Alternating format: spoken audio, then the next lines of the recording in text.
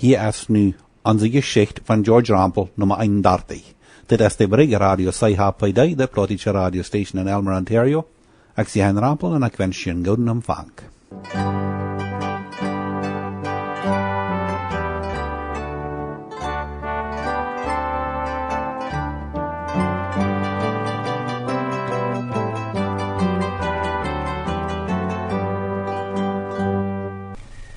Onse Jeschicht.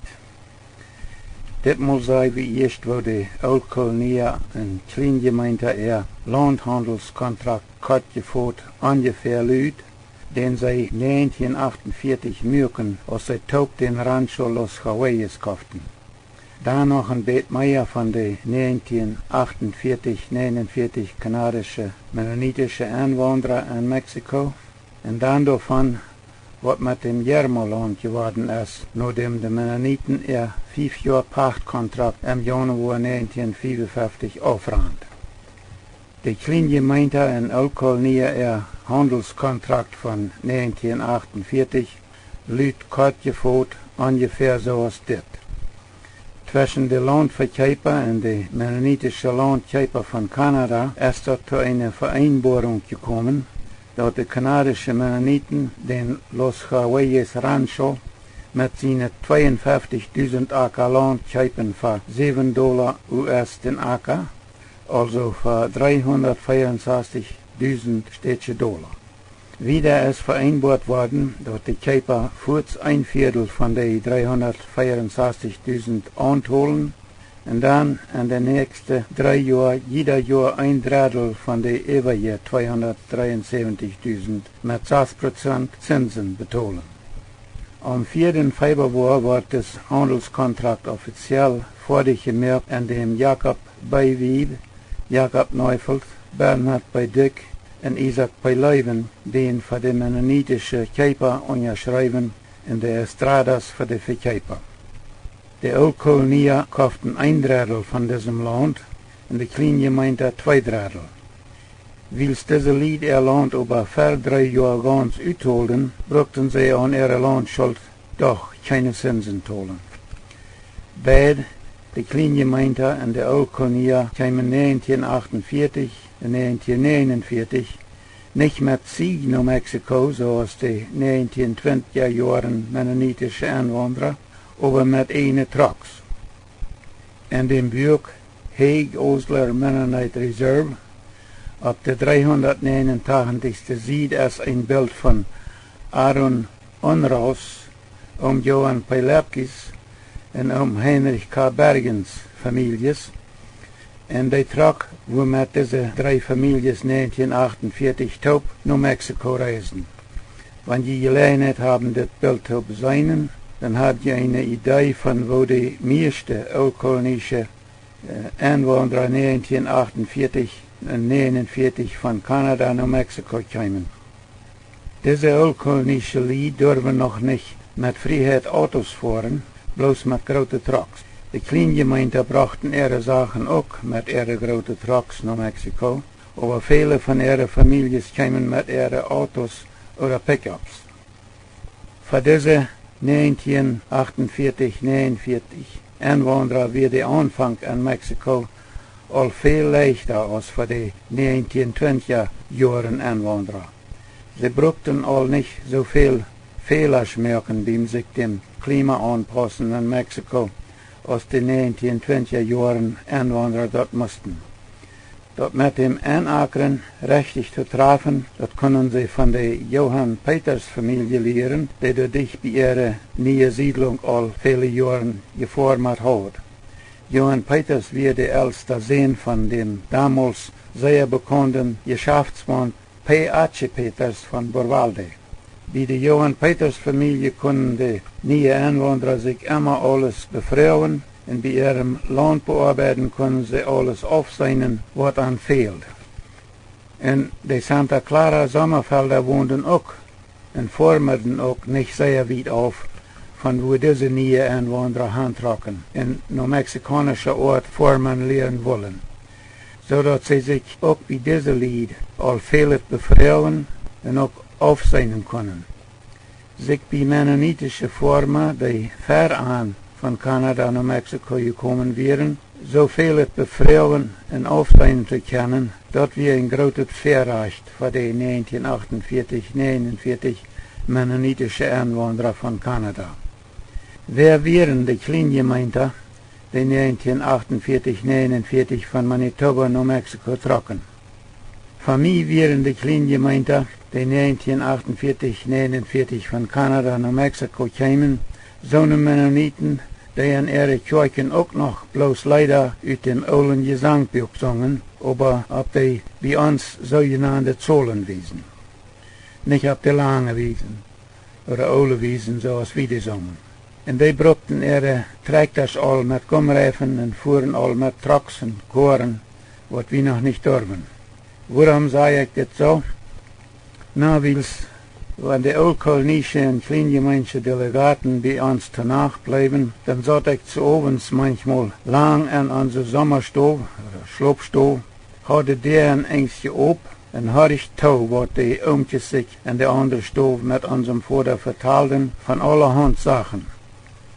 Einmal vertalten sie sich davon, wo die verschiedenen mennonitischen Gemeinden dort in Kanada hatten, was da nur ihrem Denken nur all verweltlicht wir und so wieder.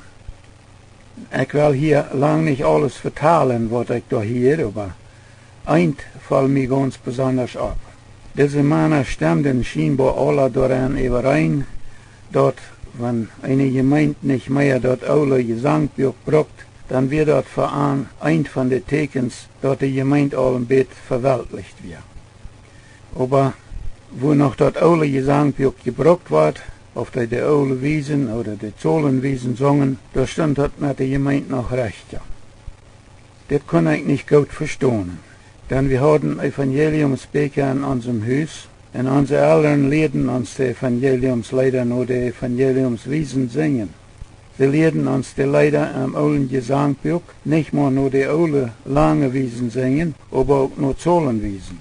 Und nun wurden diese Männer und sogar auch noch uns Vater, dort karte Evangeliumswiesen an der Kirchen zu singen, ein bisschen verweltlicht haben, dass wir für mich ein bisschen abfallend, dass mir bei mir keinen Sinn. Aber ich muss dort für den Abend da beloten, ich kann zu keinem davon reden. Lothar lehrte ich noch andere Unterschiede kennen zwischen den verschiedenen oldkolonischen und kleingemeindlichen Gemeinden. Einen Abend aus der kanadischen Delegaten, oldkolonische und kleingemeindliche, 1947 war er bei uns danach bleiben, leidt einer von den kleingemeindlichen Delegaten, ich glaube, dort wir Isaac beileiben, sich von uns Jungs ein Lied auf die lange Wies versingen. Während wir singen, sah ich dort Leiben beim Singen Sohlen schreif. Und als wir fertig wären mit unserem Singen, dann seht er, die singen kriegt so aus wie, bloß alles ein bisschen länger. Wir singen tüß auch Ferken nur Zollenwiesen, aber ich habe dort dann noch nicht gemerkt, dass die Noten von der alle lange Wiesen kriegt so wären aus den Noten von den sogenannten Zollenwiesen. Dass jeder Not bloß viel länger vertrocken wird beim Singen. Wer wären die Oldkolonier, die 1948-49 von Kanada nach Mexiko trocken? Wir vertalten all einmal davon, dass Johann Lepke, ein Halfbruder zu Isaac am Dick in Blumenfeld und zu Abraham Dick in Gnadenfeld, mal wir aus Prediger Beheeg in Saskatchewan wohnen geblieben, aus der oldkolonischen Gemeinde von Dorno Patos Durango trok, und dort hij von 1928 an nicht mehr aus der oldkolonischen oder rheinländischen Gemeinde Prediger geteilt wird, weil sie nicht mitgetrokken wie nach Mexiko. Dort port von der oldkolonischen Rheinländer Gemeinde, wat in Kanada geblieben wir, hat Johann Lepke 1930 als ihren Ältesten gewählt und von einem Beichtholer Ältesten in Saskatchewan bestätigen lassen. Und nu, 1948-49, trug Johann Lepke als Ältester mit einer Gruppe oldkolonischer Familien, meistens von Saskatchewan, aber auch wenige Familien von Manitoba und von British Columbia nach Chihuahua, Mexiko. Ich weiß nicht kreid zu sagen, was die Hauptursachen wären, wo wir ein ältester Lepke mit einer Gruppe Oldkolonier nach Mexiko trug, aber eine Ursache wir wohl, dass sie ihre eigene deutsche Schulen haben wollen für ihre Kinder. Was ich aber ein bisschen interessant finde, ist, dass älteste Leute damit gerechnet hat, dass viele Familien von der oldkolonischen Gemeinden die Cuauhtémoc übersiedeln würden nach der Quellenkolonie und sich durch ihre Gemeinde anschließen. Johann Lepke wist gut an, dass al viele oldkolonien wären, die Cuauhtémoc, die al jaren würden met vrijheid willen gomreifen brokken aan ihre Trekters. En in deze oldkolonien ihre Gemeinde, die nu van Canada naar Mexiko zijn, durven de Lied, waren ook nog niet koren en pick-ups, aber al gomreifen Trekters en ook grote trucks hebben. En daarbij glaubt älteste Lepke, dat viele oldkolonische families van de Cuauhtémoc-gegend op de Quellenkolonie en abtrekken worden. Dat passiert aber nicht so, als älteste Lepke sich dat vergestellt hat. En dat wir scheinbar de Hauptursache, worin hij met wat van de oldkolonische families al bijna 2 jaar terug naar Saskatchewan trok. En wenige jaren trokken de meeste oldkolonische families van de Quellenkolonie terug naar Canada. Ik weet nog goed dat vele lid van de Manitoba-kolonie bij Cuauhtémoc, Chihuahua, te ihre uitroeps voeren, want van de Quellenkolonie, oldkolonie, die terug naar Canada oder zelfs trekken wollen, ihre Sachen durch uitroeps verkauften. Besonders werden de lid op de Manitoba-kolonie interessiert an diese Lied ihre gute Holstein Malchi. Von den wenigen oldkolonische Families, die nicht zurück nach Kanada tragen wollen, trocken etliche Families nur Nuevo Ideal Durango. Dann da wohnten mehr von ihren Verwandten, die auch mal in den 1920er Jahren von der Hague-Osler-Gegend nach Mexiko getroffen wären. Die Wieben Jakob, die 1947 einer von der Saskatchewan Oldkolonie ihre Delegaten war, aus Oldkolonie in Kleingemeinde von Manitoba und Mexiko top Freiheiten uitwerkten in Siedlungsland kauften, die trok mit seiner Mutter in 6. top auch nur Ideal Durango. Wilhelm Wieben, Jakob Wiebe sein Bruder, und Prediger Heinrich K. Bergens, Jakob Wiebe seine Schwester, trokken auch nur Durango. Und dann trokken noch 3 Wahlenbrüder, Bernhard, Heinrich und Johann Wahl, auch nach Durango. Und noch andere Families. Bernhard Wahl trok Lothar nach Zacatecas. Da werd hij als prediger gewählt. Aber als die 3 Wahlenbrüder ihre Einwanderungspapieren in Mexiko scheinbar nicht fertig waren, trokken alle 3 Brüder nach Belize. In Belize werd Bernhard Wahl bei beiden Krieg als ältester gewählt. Von dort trok ältester Wahl mit seiner Familie und etliche andere Families nach Paraguay. Als diese Families dort in Paraguay ihre Einwanderungspapieren nicht fertig machen können, trocken sie meist alle nach Ontario. Bernhard Wallen wohnen nu in Nova Scotia, Kanada. Prediger Heinrich K. Bergens, Heinrich, ist viele von uns Lied bekannt aus der kanadischen Papierenmerker. Bergen Mjuk in Durango lang einmal für viele Mennoniten ihre kanadischen Papieren. Nu deed diese Arbeit in Süd-Ontario. Wat von diesen oldkolonischen Familien bleiben auf der Quellenkolonie wohnen. Die gingen dort entweder eben naar de Kleingemeinde oder naar de Sommerfelder. Das Land, wat die Oldkolonie auf der Quellenkolonie gekauft hatten, dort kauften, als sie von dort wegtrokken, meistens die Sommerfelder Familien von der Santa Clara Kolonie. Von der sind die 250 Darper auf der Quellenkolonie als Sommerfelder Darper bekannt. De wenigste von uns weten dat noch, dat die 250 Darper auf der Quellenkolonie mal von Oldkolonie gerennt worden sind.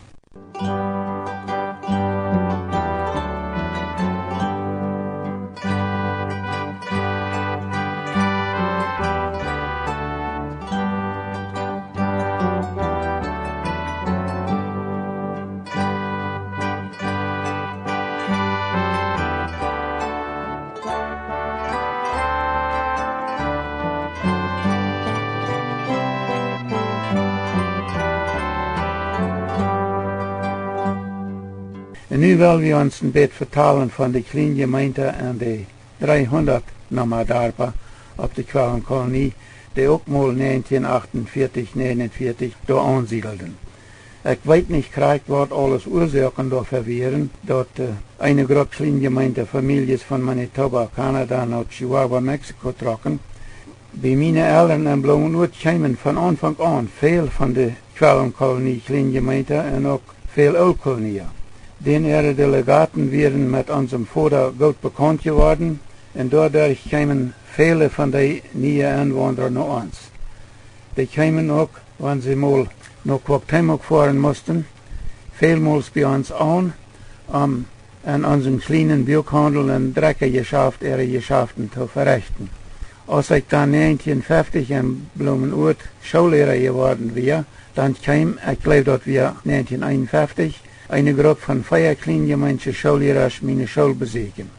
Von diesen Schullehrer lehrte ich, dass eine von den Ursachen, wo wir in die Kleingemeinde nach Mexiko getroffen wären, war, dass sie für ihre Kinder eigene deutsche Schulen haben wollen. Im Bett Lothar sieht mir mal einer von meinen Kleingemeinde Freunden, eigene deutsche Schulen haben zu können, dass wir wohl eine von den Ursachen, wo wir in Kleingemeinde nach Mexiko getroffen wären. Aber das wir nicht alles. Die Kleingemeinde in Kanada in den letzten Jahren hatten mit einer Bibelschule und mit Missionsarbeit angefangen. Dort wären auch Ursachen gewesen für ihre Auswanderung. Und dass kleingemeindliche Gemeinden sich in Kanada anfangen, als eine Konferenz zu organisieren, das hat auch damit zu tun gehabt, dass ihre Gruppe wieder nach Mexiko getroffen. Wieder will ich hier nu noch nicht viel vertalen von den Kleingemeinden nach Mexiko tragen und von ihren Ansichten ändern in Mexiko. Wir wollen aber, wenn wir nur dann einkommen mit dem von Yermo Durango-Siedlung zu vertalen, noch mehr von Kleingemeinden vertalen. Aber ehe wir uns weiter mehr von der mennonitischen Yermo-Siedlung vertalen, müssen wir uns auch noch Wort vertalen von dem mennonitischen Zentralkomitee, dem MCC. Ich will hier auch nicht viel von dem MCC vertalen, da das hier vielleicht nicht die passende Stelle dafür. Aber ich will hier nu ganz kurz gefort Wort davon vertalen. Und dann lohnt er vielleicht noch mal mehr. Das mennonitische Zentralkomitee, das MCC, entstand mal nach dem Ersten Weltkrieg, als das an der Revolutionszeit in Russland eine große Hungersnot gab. Sehr viele Menschen hungerten in Russland und auch sehr viele Mennoniten. Die mennonitischen Gemeindenleiter von vielen verschiedenen mennonitischen Gemeinden in Nordamerika kamen taub, um einen Weg zu sehen, wo die Mennoniten in Amerika die Mennoniten in Russland behilflich sein können in ihrer schwierigen Lehre. Diese Leiter wurden sich einig, Mennonite Zentralkomitee zu gründen. Bald wird das Komitee aus dem MCC bekannt. Alle mennonitische Gemeinden in Nordamerika wurden davon informiert und auch kurz angespart, durch das MCC in Russland die Hungersnot lindern zu helfen. Wir müssen hier aufbrechen für das Mal. Nächstes Mal vertellen wir erst noch ein bisschen mehr von wo das MCC in der Russland Hungersnot mithält. Und dann fangen wir an, Wort davon zu vertellen, was an dem amischen Nachrichtenblatt, dem Budget 1953 und 1954 berichtet worden ist, von wo das MCC die Mennoniten wie Quackteimok, Chihuahua halt, und wo das dahin führt, dass die Amische aus den Vereinigten Staaten in Kanada die Germolied Geld liehen zum ihr Land kaufen. Was nächstes Mal? Ich sehe George Rampel.